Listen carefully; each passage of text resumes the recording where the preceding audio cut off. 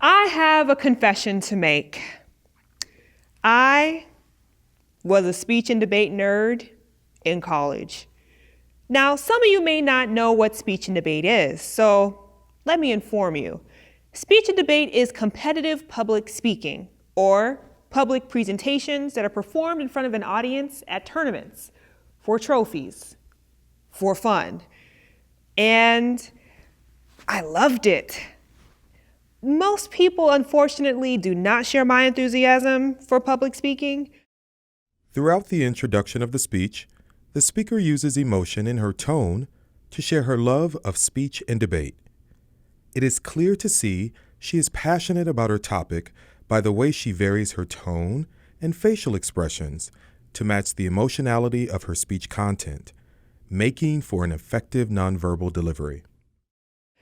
Jerry Seinfeld once said that most people would rather die than give a public speech. Not me. I willingly committed 4 years. Here, the speaker uses a repetitive hand gesture, holding up the number 4, while emphasizing the word for in her story sequence. Repetition, both in verbal and nonverbal delivery skills, allows the audience to form a connection between the movements and the spoken message. When presenting a speech, gestures should be fluid, natural, and complementary to the verbal message. Of my college experience competing at public speaking tournaments for trophies, for fun. And it was so much fun because there were so many different categories that you could participate in. One of the categories was debate, obviously, but my area of expertise was a category called oral interpretation. And oral interpretation is where an individual performs literary works from a little black book.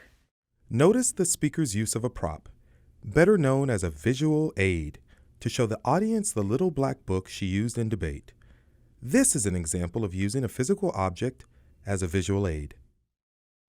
And literary works could include short stories, it could include poetry, plays.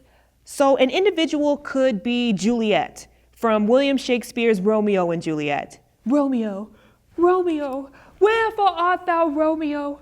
Deny thy father and refuse thy name, or if thou wilt not, be but sworn, my love, and I'll no longer be a Capulet.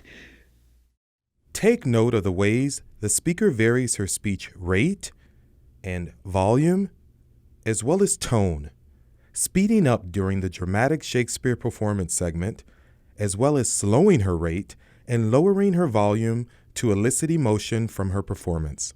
Oh, it was so much fun. I mean, most people loved it because of the performance. I loved it because of the valuable life lessons that I learned from my participation in the activity. And that's why I'm here today, to share those lessons with you, with the hope that you could learn from them too. So during my 4 years as a college speech and debate nerd, I learned 2 valuable life lessons. Number 1, when epic failures knock you down, choose to get back up. And lesson number 2, belief is a powerful thing. After going over the lessons, we'll discuss how I've been able to use those lessons in my life today. So let's first talk about how I learned valuable lesson number 1. Movement is key in public speaking and helps to keep the audience's attention. This speaker's movements are fluid and natural as she walks across the front of the room, using the available space. When epic failures knock you down, choose to get back up. I learned this lesson in 2001 during the national tournament at Fort Worth, Texas, in a category called Reader's Theater. Now, Reader's Theater is a 25-minute play that's performed uninterrupted, with no interruption and no intermission, with 3 to 4 people, and it lasts for about 25 minutes. And it's competed for 6 rounds. So the 3rd round was where I had my epic failure. So during round 3, we're performing our 25-minute performance, and around the 10-minute mark, I have this tingling in my bladder, and I think to myself, I'm okay. Then around the 12-minute mark, it got worse. Then around the 15-minute mark, I remember I was holding this position in the middle of our scene on stage, and then I felt this warmth running down my legs. I had peed on myself. And what made it worse was that there was still 10 minutes left within the performance for me to complete. So I performed it with wet pants. But thank goodness I was wearing black pants. But I was still embarrassed, even though I felt like no one had really noticed. So while in the bathroom, I was cleaning myself up, getting myself ready for the next round, and I had to make a decision. I had to decide if I was going to pick myself up from this epic failure. And I did. And I'm glad that I did, because our team actually ended up winning an award because of our efforts. Thus far, the speaker has done an excellent job of making eye contact with her audience, varying her gaze from side to side and pausing to make direct eye contact with separate sides of the room. But I really truly believe that was because of the fact that I picked myself up off the ground from my epic failure. So at the end of that tournament, I was feeling great. I felt like I had really overcome something, and I was ready to take on the second year. But the second year presented another problem, a lack of belief in myself. You see, when I joined the speech and debate team, I joined because my friend invited me on the team.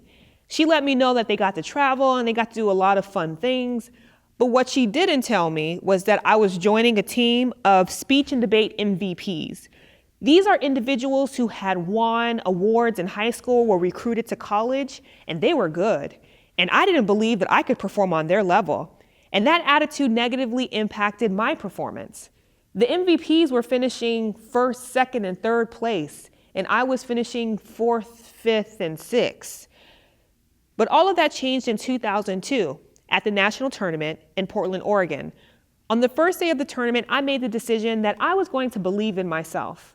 More specifically, with a short story that I had been performing for the whole year that I absolutely hated doing. But I decided I'm going to turn it around.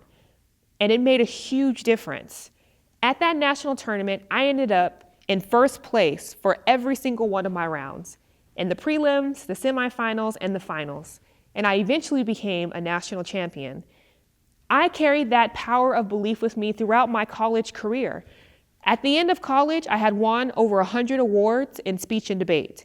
Some of those awards include national championships and also a 2-time international championship as well, all because of the fact that I believed in myself. Because that is the power of belief. Because belief is a powerful thing.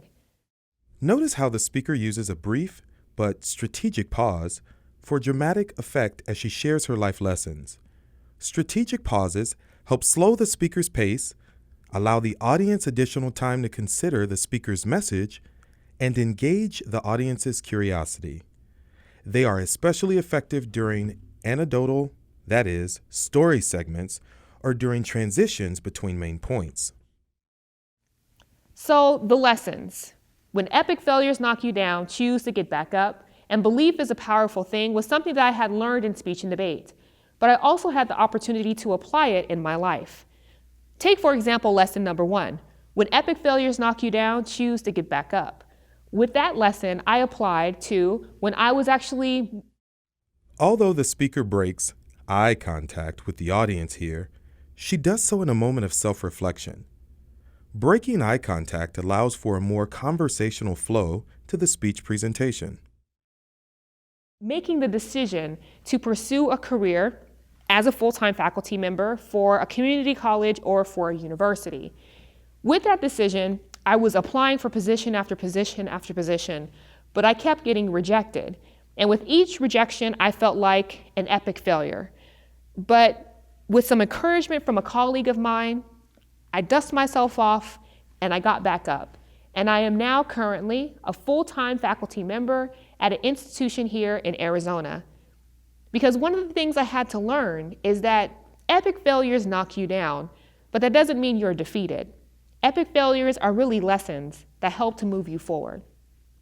The second lesson, belief is a powerful thing, was something that I applied to a vision that I had for what to do with speech and debate when I was done with the activity.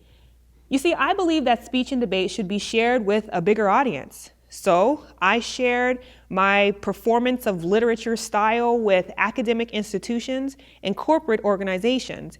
And because of the power of belief, I have had the opportunity to share my gifts and talents with Luke Air Force Base, the Boeing Corporation, the City of Phoenix, and so many more individuals. And I'm truly thankful for that, all because of the power of belief. The speaker begins and ends her speech in a confident and professional demeanor. In other words, her attitude and appearance are appropriate for the speech occasion. So today, we have discussed two valuable life lessons that I have learned during my participation as a speech and debate college nerd. We learned valuable lesson number 1. When epic failures knock you down, choose to get back up. And lesson number 2, belief is a powerful thing. And we also discussed how I've been able to apply these lessons to my life today.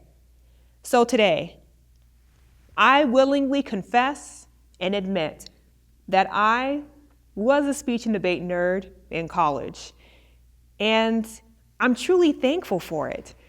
Who knew that this nerdy activity would help to shape me to be the person that I am today and open so many doors and opportunities for me?